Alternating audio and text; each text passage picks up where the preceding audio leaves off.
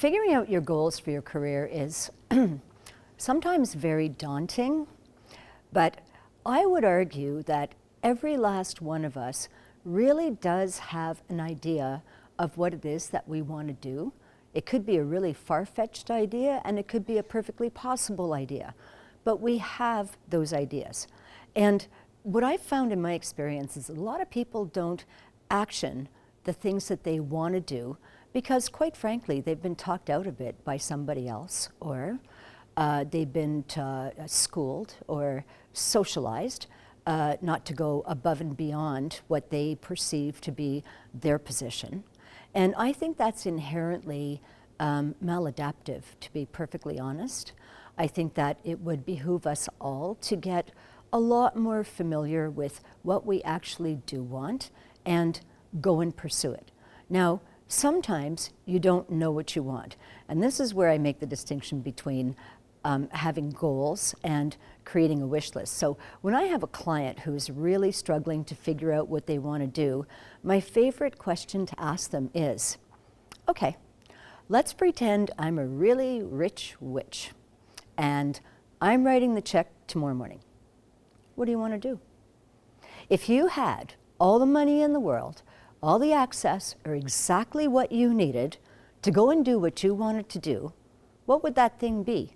And boom, watch the answers come falling down, okay?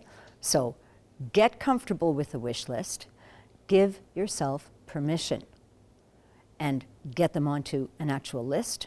After that, executing on the list is easy. The big chore is making the list.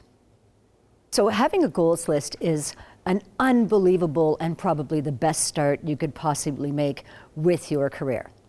But once you have your list, what do you do with it? Well, here's what you do with it. You go through the list item by item.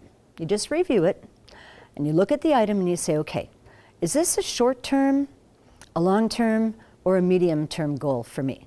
Right. And you ask yourself a second question for each item on your list. On a scale of 1 to 10, how do I feel about this? Is this a 10? Is it a 7.5? Is it a 5?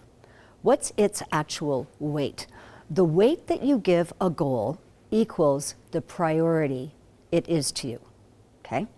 And then dividing them into short, mid, and long term is not difficult. But people struggle with timelines all the time. Well, what's short term? What's midterm? What's long term? Well, you know what? It's whatever you decide it is. Back in the day when I was coming up through my career, my short term would always be 1 or 2 years. And my long term would be 20 years from now. And I would have a whole pile of midterm things that I wanted to do in terms of professional development to get to my 20-year list, okay? So now in my life, I only have short and long term. I've got no more midterms anymore.